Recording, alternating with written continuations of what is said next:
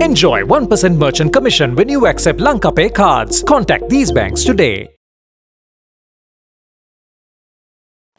Welcome to Times Online exclusive interviews. Today we have former Deputy Governor of the Central Bank and independent economic analyst Dr. W.A. Wijewardena.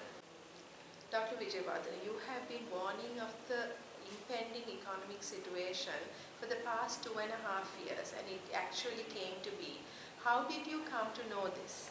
Warning it for more than 10 years now, beginning from say year 2010, after my retirement from the central bank, that Sri Lanka would be heading towards a major economic crisis at that time. And the previous Mahinda Rajapaksa administration, as well as the Japan administration of 2015 to 2019, did not take my warning serious. Then, of course, after the Gotabaya Rajapaksa administration came to power, what I did was I started analyzing it more closely, highlighting the major risk factors for the new government. When Gotabaya Rajapaksa proposed the lucrative and attractive tax concessions for income tax payers and the VAT payers, I immediately wrote in December 2019, he should not do that. Mainly because, it would mean for his government to lose revenue to the extent of some 600 billion, which became a reality in 2020 as well as 2021. But of course, the argument presented by the top policymakers of that government was that they were not following the previous government's prescription of fiscal problem, and they said that instead of consolidating the budget, what they mean by consolidating the budget is reducing the budget deficit by increasing revenue. That was the strategy adopted by the previous Japan government, and they said no, we are going to do it not by increasing revenue but by cutting down expenditure programs. They couldn't do that. The expenditure was not cut, they lost the revenue, and as a result the budget deficit went up from 6% to some 12%. And immediately after that I wrote again, it's too late for them to change the policy. The mother of economic crisis that we are facing today came out of the fragile fiscal sector of the Gotabaya Rajapaksa administration, because they wanted to spend more money to give relief to people who had been affected by the outbreak of COVID-19 pandemic. And at the same time, we lost our economy also because of the prolonged lockdown of the economy, and the output went down. So as a result, the Gotabaya Rajapaksa administration became a very vulnerable administration in Sri Lanka, and then of course all other problems that we are facing today, the foreign exchange problem, problem with regard to the exchange rate, problem with regard to the negative economic growth, all these were compounded as a result of that. Had the Gotabaya Rajapaksa administration heeded to this particular piece of wisdom that I announced in December 2019, he could have avoided the current situation. What happened was he could do that, and everybody knows the result has been he had to unceremoniously leave the country, allowing the lone UNP MP in Parliament, Mr. Ali Singh, to first become the Prime Minister and then become the President, and his brother Mahinda Rajapaksa to leave the leadership. And there had been lots of changes in the political arena. It had led to social chaos, it had led to economic chaos, now it is going to lead to cultural chaos also. So we are now in a difficult situation in Sri Lanka. Dr. Wijewardena, how do you see things falling into place with the current economic crisis? There is this, one of the creditors of Sri Lanka's foreign debt, China, which is unwilling to go through any debt restructuring program being suggested by the other creditors.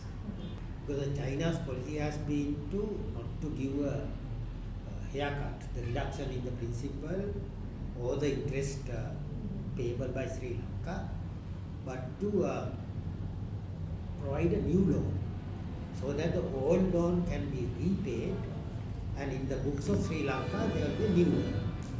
And but it doesn't reduce Sri Lanka's foreign loan, because it just actually perpetuates Sri Lanka's foreign indebtedness. So as a result, China has now become a holdout creditor of Sri Lanka, and unless the government of Sri Lanka uses its diplomatic powers, which is beyond the control of the central bank, but which is within the purview of the Ranil Wickremesinghe administration, to get China on board for the debt restructuring program, we will not get any particular progress in that area. So if it is delayed, what would happen is Sri Lanka will not be able to get the IMF bailout package by this year. So this period of time is not a time for wasting anymore. Just think of setting up this international climate change universities in Sri Lanka. Those are not the top priorities in Sri Lanka today. Our topmost priority should be to get China on board. If we fail to do that, everything will collapse. In your opinion, what is the way out of this situation? The immediate action that we have to take, then medium to long term action.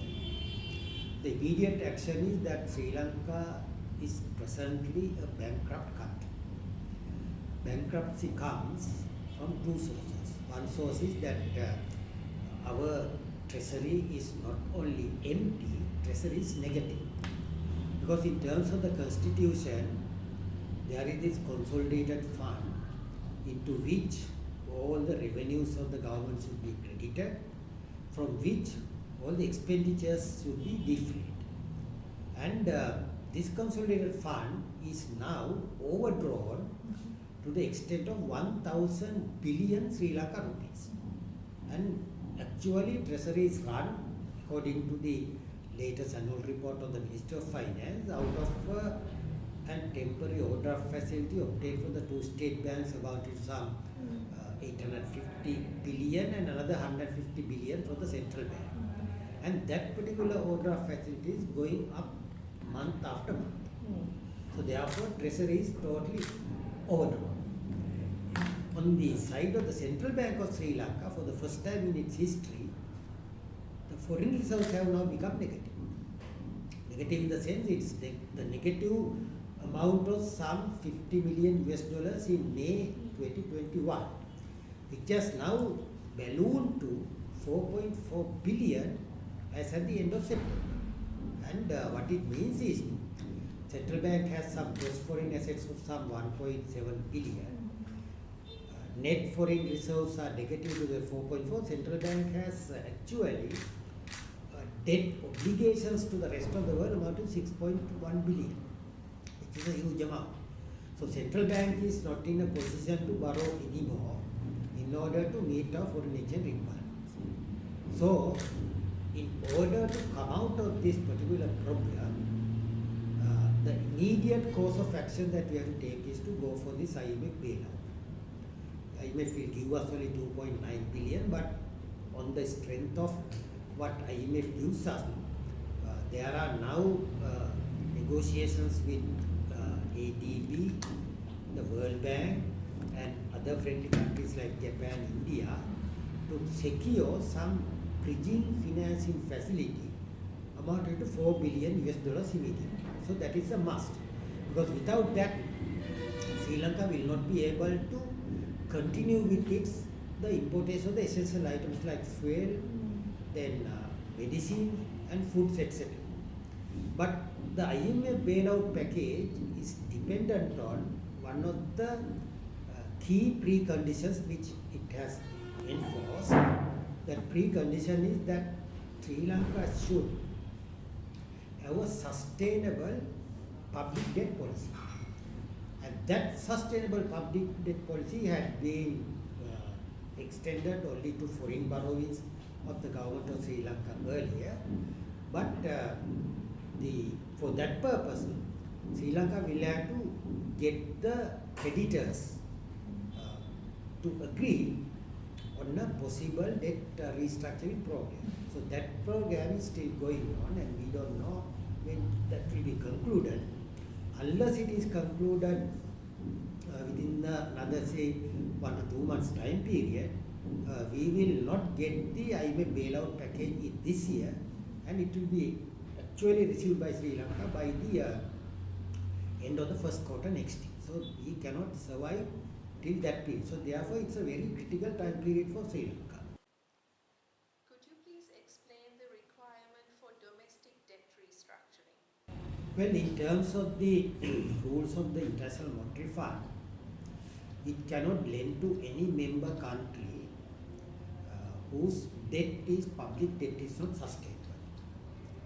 The definition of sustainability in terms of the rules of the International Monetary Fund is that if you can repay your existing debt and pay interest on them by borrowing from the market without going for extraordinary means of financing or without having to default it, then your debt is sustainable.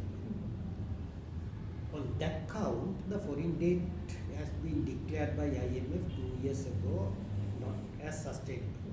And that's why Sri Lanka was forced to do that. With respect to domestic debt, it was actually the situation prior to the new governor of the central bank became the governor. Because the domestic debt Sri Lanka could not repay without getting the central bank to print new money. So that's why the money printing issue had now arisen, and many people are talking about it. After Dr. Nandalal Singh became the governor, he increased the interest rates on treasury bills and treasury bonds to 30% from around 12% which we had earlier, managed to get the entirety of the new funding required by the government from the market. And therefore, domestic debt was not unsustainable. But in the last few auctions, what we find is that even after increasing the interest rates by about 2 percentage points, he had been able to get from the market is about 60 to 70%. So balance 30% had to be funded by the central bank by printing new money. So we are increasingly moving towards a situation where domestic debt is also not sustainable. If it is declared that domestic debt is not sustainable, then the foreign creditors might ask that whatever the treatment that the government is willing to give them should be given to the domestic debt holders also. What it means is cutting the principal amount by about 30%, which we call the haircut, and reducing the interest rate that is to be payable. If it happens, the biggest casualty will be the Central Bank of Sri Lanka.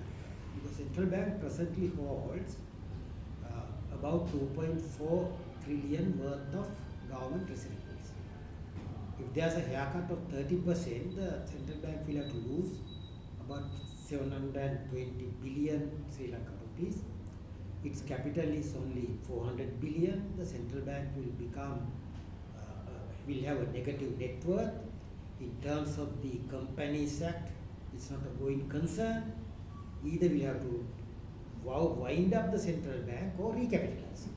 So recapitalization means the government will have to give money, and the government doesn't have that.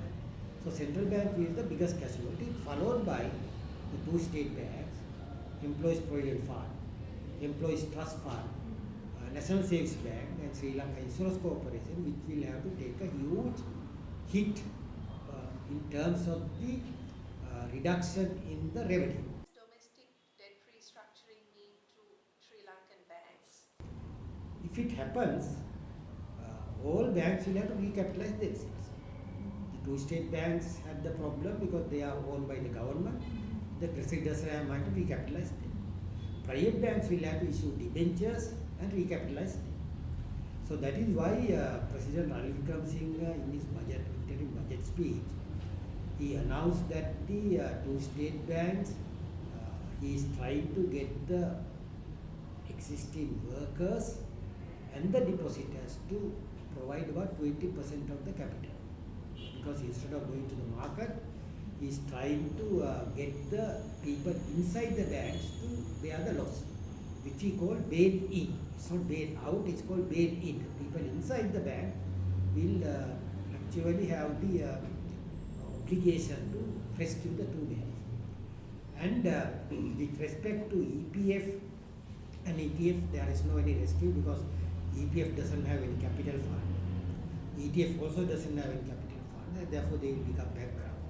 So we have a huge issue. So that is why Governor Nandalal Wilson is doing his best. I think we have to commend him for doing that, doing his best to get everything from the market by increasing the interest rates. So that's the only way out. So I hope that the particular issue of having to restructure domestic debt will not arise or should not arise. Dr. Wijewardena, our interest rates have hit 30% plus. How long can this go on? So even the 30%, it seems to be high for us, but in real terms it's a negative real interest rate. What it means is it's the borrower's world rather than the lender's world. Because when the interest rate, real interest rate is negative, instead of the borrower paying interest to the lender, it is the lender who pays interest to the borrower. So what would eventually happen is it will dry out the savings flows of the country. Inflation rate, according to official sources, is about 70%. So this cannot be continued. So that is why the current management in the central bank is considering the inflation as the public enemy number one, because it takes all measures to curtail the inflation, bring it down. But once it has risen to a level of say 70%, to bring it down to a single digit level below 10%, it will take another 24 to 30 months. It's about 2.5 year time period to bring it down to that level technically. Because even if we have a monthly inflation rate of 0% in the next 20-month period, the 70% high inflation will come down to below 10% by say middle of 2025. So we have no choice. We have to continue with this high interest rate.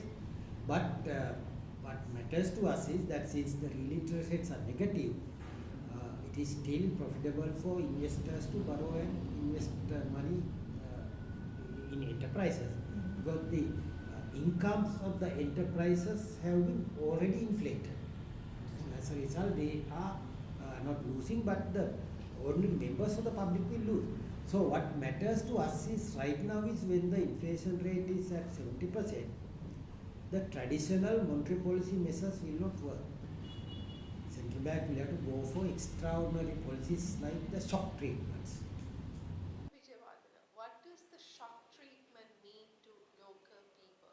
Treatment is a very painful exercise for all of us, very painful, but no choice for us because of the high inflation, negative economic growth, decline in the real income, and all these problems are being faced by all of us. With the economy going through the worst crisis in so many years, is this the correct time to increase the taxes? Well, taxes are paid on the nominal income and not on real income, because during the times of the Sinhala kings in the past, taxes are collected in real goods like rice, various other grades, gold, and so forth. In that case, of course, if the real income level has gone down, the king's real tax income also would go down. In In the current context, governments are collecting taxes on the nominal income, and the nominal income has increased. Now, for example, according to the estimates of the central bank in year 2022, this year, the nominal GDP is to rise to 24 trillion Sri Lanka rupees from 17 trillion Sri Lanka rupees in 2021. 10% of that is, 2,400 billion. So therefore, at a time of inflation, the government's nominal tax revenue will go up. But what the government should do is not that. I mean, you are asking a very pertinent question, because if we take this 2024, 2022 estimated GDP at 24 trillion, and when you apply the current exchange rate of 360 rupees per US dollar, it means Sri Lanka's economy in terms of US dollars will shrink from 85 billion US dollars in 2021 to 66 billion in 2022, which means we are going back to the level of the economy that we had in year 2011. All of us will become poorer. But what the government should do is, instead of raising taxes, it has to keep a check on the growth in the total expenditure of the government also. In that context, the estimates already presented to Parliament by Minister of Finance indicate that in 2023 the total expenditure of the government will be some 7.9 trillion Sri Lanka rupees, up from 4.6 in 2022. So huge increase in the government expenditure, which is again in the current context is a burden on the people, because right now the burden on the people is interpreted not in terms of the taxes that they pay today. If they pay low taxes but still the government borrows money to finance the government budget, people have to pay taxes tomorrow. And that means the postponement of the present tax liability is tomorrow. The third one is, if the government prints money, we have the inflation tax. So the consensus among the economists is that governments, instead of increasing the expenditure program, they have to cut the expenditure program. In my view, if the government of Sri Lanka wants to bring the fiscal sector back to balance, they have to cut across the board the expenditure amount to about 2.5 trillion Sri Lanka rupees, so that it will be brought back to about 5 trillion from the 7.92, and then only you will be able to finance it out of the increase in the taxes. So the fiscal policy is an anomaly in Sri Lanka too. Sri Lanka is not at war right now, but we have a very big defense bill. How can this be justified? No, it cannot be justified at all given the present situation in Sri Lanka. There is no necessity for us to maintain a very large military force, because even after the Second World War, the allied nations which had increased their military expenditure so much, after the war what they did was they released the soldiers, gave them bank loans, allowed them to re-enter universities, get degrees, and they were actually employed elsewhere. I agree with you, and Sri Lanka cannot afford to have this high defense budget. That's why I said the whole expenditure will have to cut at least by 2.5 trillion immediately in order to make the fiscal sector working again for Sri Lanka. Could you please explain the need for an IMF bailout plus? The need is this. Now, IMF will provide money which is called a financial assistance. It is the real sector, the production of rice, coconuts, and mangoes, and clothes, that will increase our welfare level. 2022, we will have a negative growth of 9%, 23 another 5%, and even though the central bank expects the economy to recover by 2025, there's a big question mark about it. So what it means is, we are actually moving downward in the spiral of economic growth rather than moving up. And for Sri Lanka to become a rich country as announced by President Ranil Wickremesinghe, by 2048, we will have to have an annual real economic growth of 8% per annum continuously over the next 25-year time period. For that purpose, we must have a real plan for the real economy. IMF bailout package will be supporting us, but it is not actually providing us the necessary real sector growth impetus. Real sector growth impetus should come from a separate development plan to be initiated by Ranil Wickremesinghe administration, which should be continuously adopted by all the governments that are to succeed the present government in the future for over 25-year time period to deliver real prosperity to Sri Lanka. So that's why it should be IMF plus. Thank you very much, Dr. Wijewardena. Let's hope that being the resilient nation Sri Lanka is, we will come out of this economic crisis.